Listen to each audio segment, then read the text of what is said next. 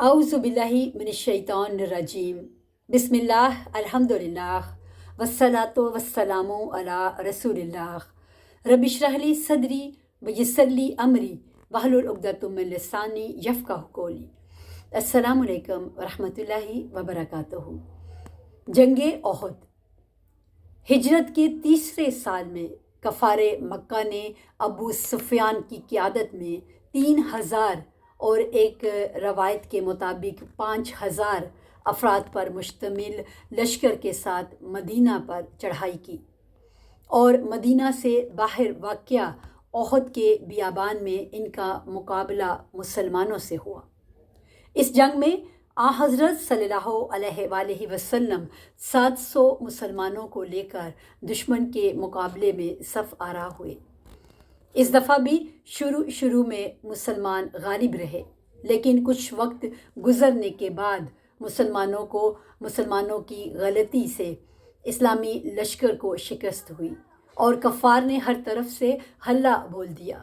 چنانچہ ایک وقت ایسا آیا کہ مسلمان چاروں طرف سے دشمنوں کے نرغے میں گر گئے۔ اس جنگ میں مسلمانوں کا بہت نقصان ہوا۔ حضرت کے چچا حضرت حمزہ علیہ السلام اور تقریباً 70 دوسرے صحابی کہ جن میں اکثریت انصار کی تھی شہید ہوئے۔ رسول اکرم صلی اللہ علیہ وآلہ وسلم کی پیشانی پر زخم آیا اور آپ کا سامنے کا ایک دانت بھی شہید ہو گیا۔ ایک مشرک کہ جس نے آپ کے شانے پر وار کیا تھا زور سے چلا کر بولا، میں نے محمد کو قتل کر دیا۔ اس کے نتیجے میں لشکر اسلام میں بھگدڑ مچ گئی۔ رسول اکرم صلی اللہ علیہ وآلہ وسلم کے پاس فقط امام علی علیہ السلام اور چند صحابی رہ گئے، لیکن بعد میں امام علی کے علاوہ وہ سب بھی قتل ہو گئے۔ فقط امام علی جنگ کے خاتمے تک کفار کا مقابلہ کرتے ہوئے حضرت کا دفاع کرتے رہے۔ آخرکار لشکر اسلامی کے بھاگے ہوئے سپاہی ایک دفعہ پھر رسول اکرم کے پاس جمع ہو کر جنگ کے لیے تیار ہو گئے۔ تاہم ابو سفیان کے لشکر نے جو کامیابی حاصل کر لی تھی اسی کو غنیمت سمجھا اور مکہ کی راہ لی۔ چند میل کا فاصلہ طے کرنے کے بعد کفار اس بات پر سخت پشیمان ہوا کہ انہوں نے مکمل فتح تک جنگ جاری نہ رکھی اور نہ تو مسلمانوں کے بیوی بچوں کو قیدی بنایا اور نہ ہی ان کا مال و اسباب لوٹا۔ چنانچہ وہ آپس میں مشورہ کرنے بیٹھے کہ مدینہ پر دوبارہ حملہ کر دیں، لیکن اس دوران انہیں خبر ملی کہ لشکر اسلام جنگ جاری رکھنے کے لیے ان کا تعاقب کر رہا ہے۔ جب کفار نے یہ خبر سنی تو مرعوب ہو گئے اور مدینے پر حملے کا منصوبہ ترک کر کے جس قدر جلد ہو سکا مکہ کی جانب روانہ ہو گئے۔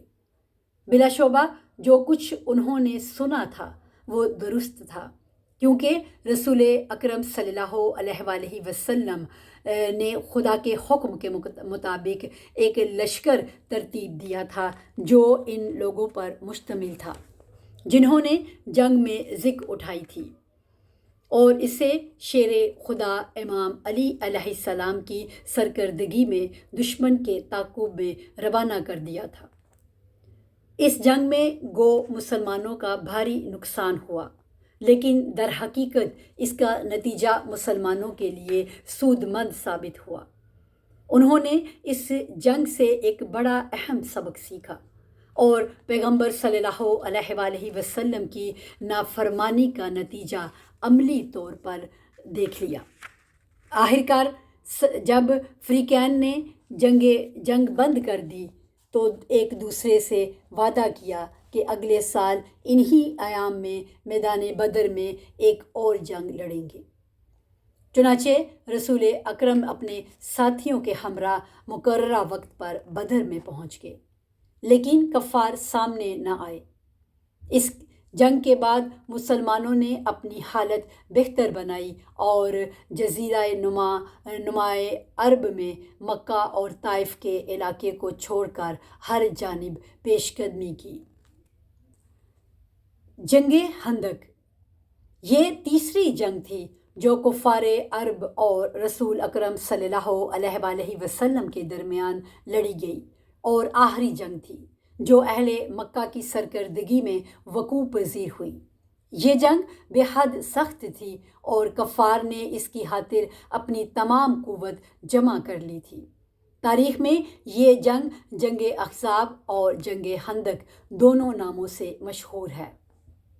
جنگ احد کے بعد روسائے مکہ، جن کی قیادت ابو سفیان کے ہاتھ میں تھی، اس فکر میں تھے کہ رسول اکرم پر کاری ضرب لگا کر اسلام کی روشنی کو مکمل طور پر گل کر دیں۔ اس مقصد کے حصول کے لیے وہ عرب قبائل کو اکسا کر ان سے مدد طلب کرتے تھے۔ یہودیوں کے قبیلوں نے گو مسلمانوں سے عدم تعارض کا معاہدہ کر رکھا تھا، لیکن وہ درپردہ اسلام کے دشمنوں سے ساز باز رکھتے تھے۔ بلاخر انہوں نے مسلمانوں کے ساتھ کیا ہوا معاہدہ توڑ ڈالا اور کفار کے ساتھ باہمی مدد کا عہد و پیمان کر لیا۔ ان سب ریشہ دوانیوں کے نتیجے میں قریش اور مختلف عرب اور یہودی قبائل ایک بہت بڑے لشکر نے ہجرت کے 5ویں سال میں مدینے پر چڑھائی کر دی۔ رسول اکرم کو دشمن کے فیصلے کی اطلاع پہلے ہی سے مل گئی تھی، لہٰذا آپ نے صحابہ سے مشورہ کیا۔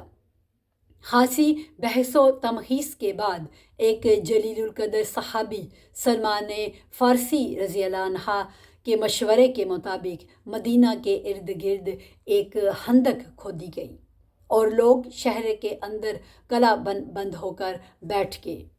دشمن کا لشکر جب مدینے پہنچا تو ان لوگوں کو شہر میں داخل ہونے کا کوئی راستہ نہ ملا، چنانچہ انہوں نے مجبوراً شہر کا محاصرہ کر لیا اور یوں جنگ کی ابتدا ہو گئی۔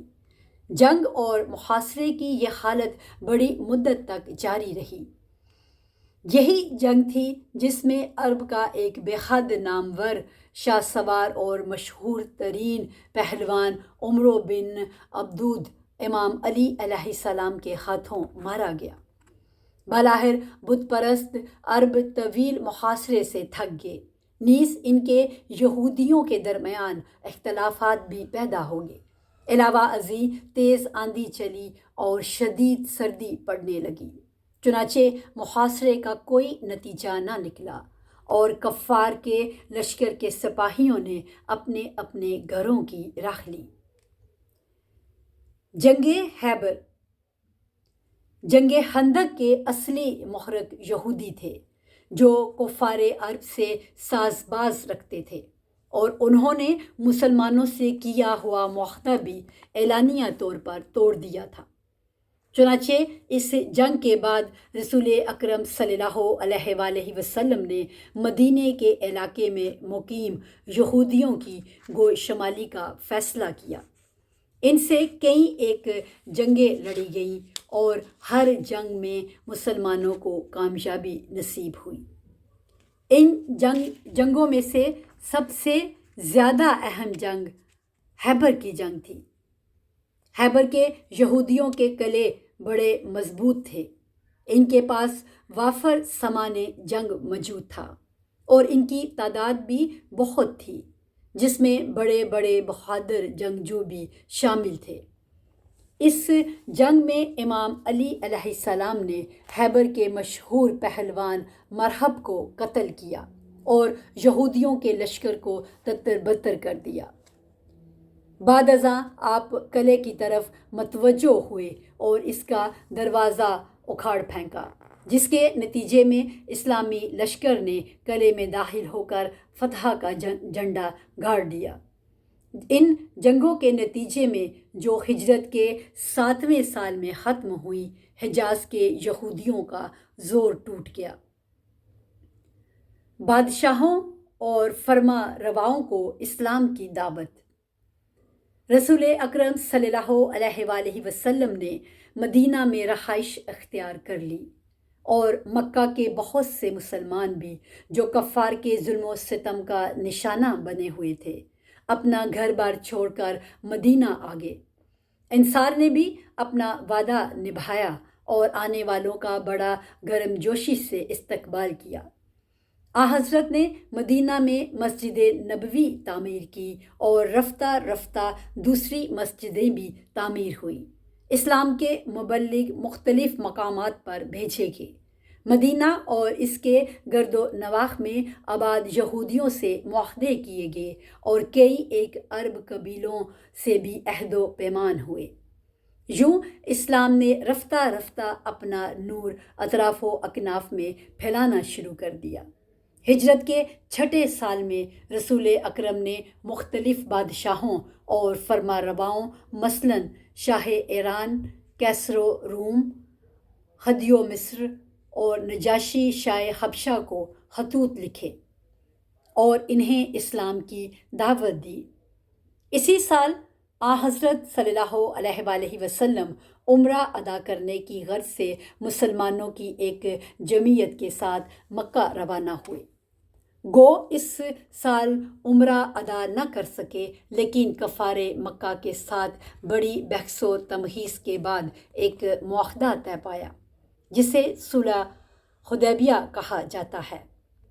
اس معاہدے کی ایک شرط یہ بھی تھی کہ عرب قبائل کو اختیار ہوگا کہ فریقین میں سے جس کے حلیف بننا چاہیں بن جائیں۔ کفار مکہ نے کچھ مدت کے بعد اس معاہدے کی خلاف ورزی کی اور اس کے نتیجے میں حضرت نے مکہ کو فتح کرنے کا فیصلہ کر لیا۔ چنانچہ ہجرت کے 8ویں سال میں آپ نے 10,000 جان نثاروں کے ہمراہ مکہ کی طرف پیش قدمی کی اور بغیر کسی جنگ یا خون ریزی کے اس شہر کو فتح کر لیا۔ اس وقت خانہ کعبہ میں بہت سے بت رکھے ہوئے تھے۔ آپ نے انہیں وہاں سے ہٹا کر توڑ دیا اور خانہ کعبہ کو بتوں سے پاک کر دیا۔ اہل مکہ نے بالعموم اسلام قبول کر لیا اور آپ نے ان رؤسا کو جو 20 سال سے آپ کی جان کے دشمن ہو رہے تھے بلوا بھیجا اور سختی یا درشتی کا اظہار کیے بغیر سب کو معاف کر دیا۔ جنگ حنین۔ فتح مکہ ہو جانے کے بعد حضرت صلی اللہ علیہ وآلہ وسلم نے شہر کے گرد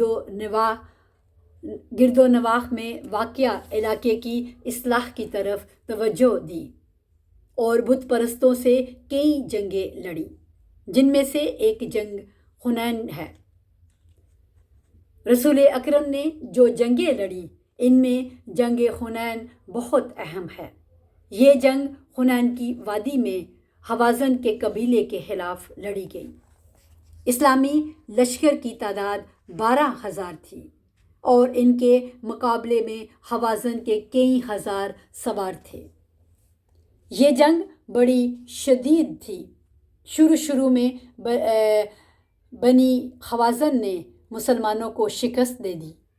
چنانچہ امام علی علیہ السلام کے جن کے ہاتھ میں پرچم تھا اور وہ رسول اکرم صلی اللہ علیہ وآلہ وسلم کے آگے آگے دشمنوں سے نبرد آزما تھے اور چند دیگر مسلمانوں کے سوا باقی سب لوگ بھاگ نکلے۔ تاہم کچھ دیر بعد پہلے انصار اور پھر باقی مسلمان اپنی اپنی جگہوں پر واپس آ گئے اور زوردار حملہ کر کے دشمنوں کو شکست دی۔ اس جنگ میں 5,000 افراد قیدی بنائے گئے، لیکن رسول اکرم کی سفارش پر مسلمانوں نے ان سب کو آزاد کر دیا۔ جن چند اشخاص نے اپنے حصے کے قیدیوں کو آزاد کرنے پر رضامندی ظاہر نہیں کی، حضرت نے خود قیمت ادا کر کے ان سے وہ قیدی خرید لیے اور انہیں بھی آزاد کر دیا۔ جنگ تبوک۔ ہجرت کے 9ویں سال میں حضرت صلی اللہ علیہ وآلہ وسلم رومیوں سے جنگ کرنے کے لیے ایک لشکر کے ہمراہ تبوک کی جانب روانہ ہوئے۔ تبوک حجاز اور شام کی سرحد پر واقع ایک جگہ کا نام ہے۔ کیونکہ خبر ملی تھی کہ کیسر روم رومیوں اور عربوں پر مشتمل ایک لشکر وہاں جمع کر رہا ہے۔ اس سے پہلے جنگ موتا بھی اسی علاقے میں لڑی گئی تھی، جس میں جعفر بن ابی طالب علیہ السلام، زید بن حارثہ رضی اللہ عنہ اور عبداللہ بن رواحہ رضی اللہ عنہ جیسے اسلامی لشکر کے سردار شہید ہو گئے تھے۔